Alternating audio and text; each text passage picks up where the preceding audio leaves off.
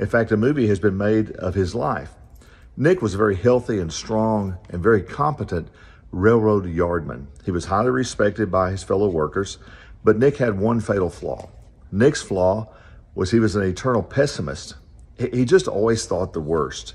Well, one day, the men were let go a little early because they wanted to celebrate the foreman's birthday. And so they were allowed to leave an hour early. Well, Nick, being the eternal pessimist, had to check everything, and he accidentally locked himself into a refrigeration car. Well, it was midsummer. He's in that refrigeration car. He begins to bang and yell on the door. Well, as he bangs and yells on the door, people on the outside would have thought the sound was coming from a nearby playground or maybe from the other trains coming in and going out, and they wouldn't hear. Nick screamed until his voice went hoarse. He beat on the door until his hands were bloody, and he realized, I'm not getting out of here. He was shivering, literally shivering, and he found a cardboard box, and he began to scroll on that cardboard box what he thought would be his last words. As he wrote, he thought, I want to write this to my wife. These are my last words, and to my family, to tell them how much I love them. He thought, if I could just go to sleep, they'll find my body in the morning.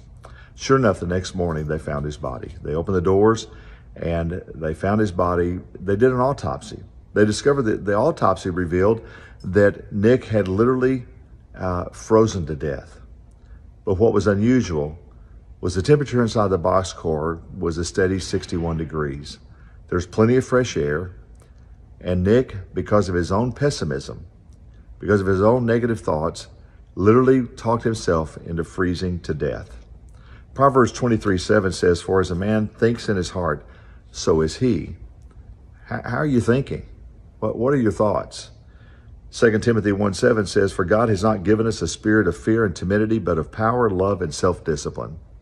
I think one of my favorite quotes of all time comes from John Maxwell, and he said that our attitude determines our attitude determines our altitude. How's you thinking? How's you thinking? It's just a thought. Man, I pray you have a blessed day. Looking for a great church to come to? Come on down to Meadowbrook. We'd love to have you. 9:45 and 11.